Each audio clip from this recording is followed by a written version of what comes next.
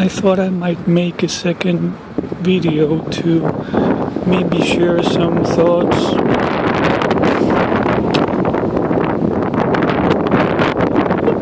about a movie that I saw this week that I really, really loved. I saw it twice, and possibly I'll be able to see it a third time. That's how much I loved it. Maybe in great part because it's about a great writer, and a fantasy writer, I should add, and I really, really admire writers that are able to create whole worlds inside their minds and then share them with the entire world. It's not easy. What Tolkien, because that's the movie, or J.K. Rowling, or C.S. Lewis, although I've read that Tolkien really chastised C.S. Lewis for introducing themes that he deemed more or less irrelevant in his books, like Father Christmas, etc.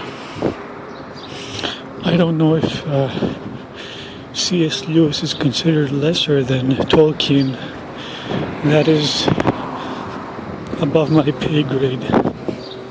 In any case, I really admire what he did. I've actually started listening to The Hobbit as an audiobook. It's freely available on YouTube, both as a LibriVox recording and as uploaded radio dramas and more professional recordings. So it's just very interesting how much of his life Tolkien put in his writing, and it's a testimony to the fact that great tragedy and great drama, of which he had in significant doses, and certainly for a sensitive person it doesn't take very much, especially if it happens at an early age, as it did for him. It doesn't take much trauma to create a pearl eventually. As in his case, fortunately he was able to transmutate his sadness, I guess, and his sensitivity into creative writing. In any case, I won't spoil this, but he had a great tragedy both in his personal life and his boyhood years, and of course he fought in World War I and saw many of his close school friends and college who later became college buddies perish, as you will see. And actually, I believe that that's one of the areas where fiction meets reality, because if the script is close to the truth, and I haven't yet Googled that, the core or the kernel of the fellowship, the Fellowship of the Ring, was actually the fellowship with his schoolboy friends and later college buddies. And in fact, there is a hint in the movie, but not much more than that. You have to have your antennae raised, I think, to catch it, that there was maybe kind of homosexual undertone in the relationship of Tolkien. Not that they doesn't intimate anywhere that they actually had any kind of physical contact, but certainly an emotional relationship with one of his friends, and I won't say anything more so as not to spoil anything, but I think it's pretty clear that the fellowship, the fantastic fellowship, was derived from the fellowship with his friends. Also, the fiery imagery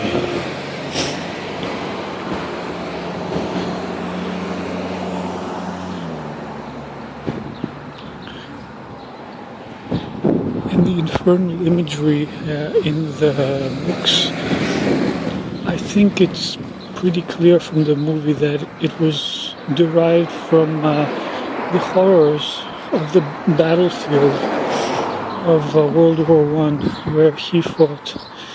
Another thing that is quite acutely present in the movie that I've just recently come to appreciate by listening to interviews with people such as Michael Caine on YouTube, which you can find.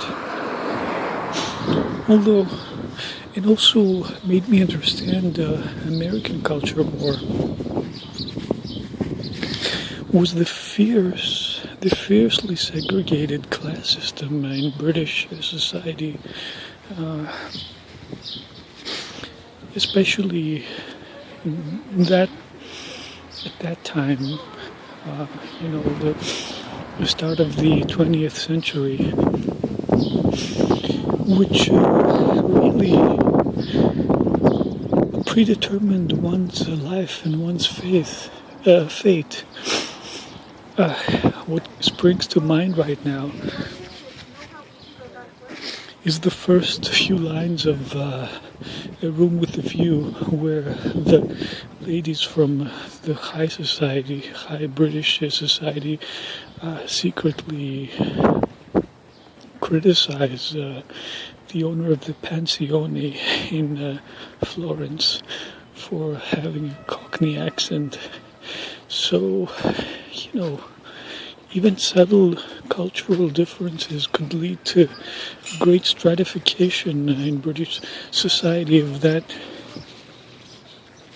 era. And it's really quite obvious that if Tolkien didn't have the genius that he had, which you will see he demonstrated even as a schoolboy, he would have had no real chance of, and the support of the church, that is pretty obvious, he would have had no real chance of rising so far in British society and eventually becoming a professor at Oxford, where